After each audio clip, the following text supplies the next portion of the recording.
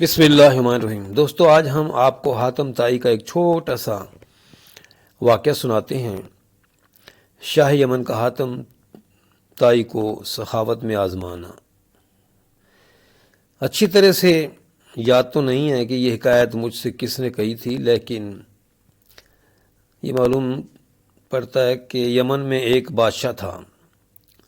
اس کا نام سخیوں میں بہت مشہور تھا اور خزانے عطا کرنے میں کوئی اس کا ثانی نہیں تھا۔ بخشش میں اس کو بادل کا درجہ دیا جاتا تھا، کیونکہ اس کے ہاتھ سے درہم بارش کی طرح برستے تھے۔ اس کے روبرو کوئی حاتم کا نام نہیں لیتا تھا، کیونکہ اس سے اس کے سر میں غصہ بھر جاتا تھا کہ اس مفلس کی باتیں کیوں، کہ جس کے پاس نہ ملک ہے، نہ حاکمیت اور نہ فرمان۔ شیخ سعدی رحمہ اللہ علیہ فرماتے ہیں کہ میں نے سنا کہ شاہ یمن نے ایک بہت بڑے جشن کا اہتمام کیا اور جنگ کی طرح سے اس شاہی بزم میں لوگوں کو نوازا۔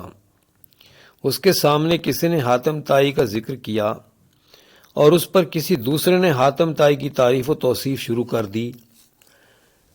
اسے سن کر وہ حکمران حسد کا شکار ہو گیا اور کینہ پر اتر آیا، اور پھر اس نے ایک شخص کو حاتم طائی کے قتل پر مقرر کر دیا، کیونکہ اس نے یہ گمان کیا کہ میرے عہد میں جب تک حاتم کا وجود ہے میرا نام نیکی میں بلند نہیں ہو سکے گا۔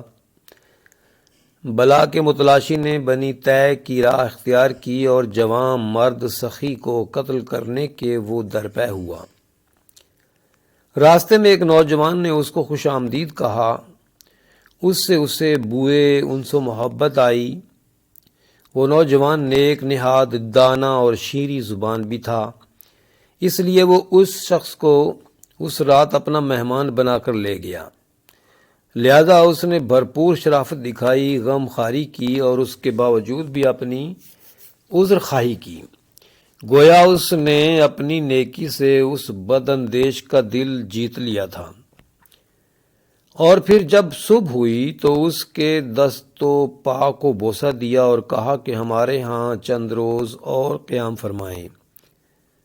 لیکن اس مہمان نے بتایا کہ وہ مزید وہاں قیام نہیں کر سکتا، کیونکہ اس کے سامنے ایک عظیم مہم ہے جس کے لیے اسے باہر صورت جانا ہے۔ اس نوجوان نے مزید کہا کہ اگر تو اس معاملے اور فہم کو ہمارے درمیان رکھے گا تو میں بھی اس کے لیے یاران یک دل کی طرح ضرور کوشش کروں گا۔ یہ سن کر اس مہمان نے کہا، میں نے یہ سن رکھا ہے کہ بہادر پردہ پوش ہوتے ہیں، اس لیے بتاتا ہوں کہ شاید اس دیس میں آپ حاتم طائی کو جانتے ہوں کہ وہ نیک نہاد، نیک سیرت اور نامور شخص ہے۔ اس کا سر بادشاہ یمن نے طلب کیا ہے۔ میں یہ تو نہیں جانتا کہ ان دونوں کے مابین کیا کینہ اور دشمنی ہے، اس لیے اگر آپ میری اس جگہ تک رہنمائی کر دیں تو یہی آپ کی مہربانی اور لطف و کرم ہوگا اور بہت بڑی دوست نوازی ہوگی۔ اس مہمان سے یہ سن کر وہ نوجوان ہنسا اور بولا کہ حاتم طائی تو میں ہی ہوں، اور یہ رہا میرا سر حاضر ہے۔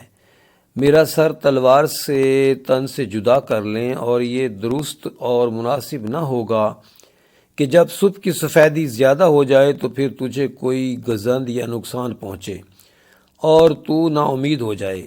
اس طرح جب حاتم طائی نے اپنا سر تلوار کے نیچے رکھ دیا تو اس جوان مہمان کی ذات میں سے ایک چیخ بلند ہوئی اور وہ زمین پر گر گیا، اور پھر وہاں سے اٹھا، کبھی اس کی زمین کو چوما اور پھر کبھی ہاتھ اور پاؤں کے بوسے لیے، اپنی تلوار پھینک دی اور ترکش رکھ دیا، اور پھر فرما برداروں کی مانند اپنا ہاتھ سینے پر رکھا اور کہا کہ اگر میں تیرے وجود پر پھول بھی ماروں تو نہ میں مرد ہوں بلکہ آئین جواں مرداں میں عورت ہوں۔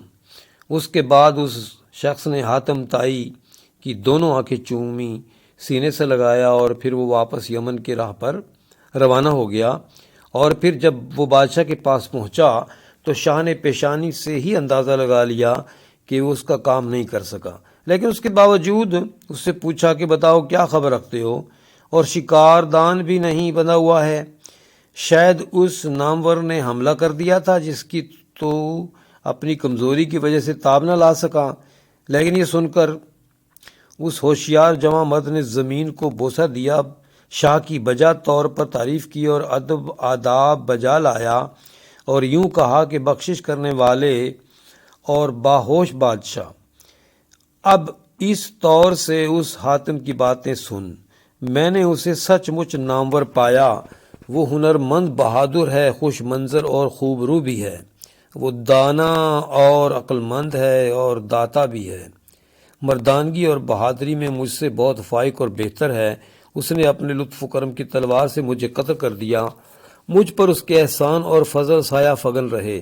اس کے بعد اس شخص نے حاتم طائی میں جو کرم اور برائیاں دیکھی تھیں سب بادشاہ کے گوش گزار کیں، جنہیں سن کر شاہ یمن نے آل طے کی خوب توصیف و تعریف کی، اور پھر اس قاصد کو انعامات اور درہم دیے اور کہا کہ بجا ہے کہ حاتم کے نام پر اس کے کرم اور سخاوت کی مہر لگی ہوئی ہے، یہ اس کا حق ہے کہ لوگ اس کی گواہی دیں،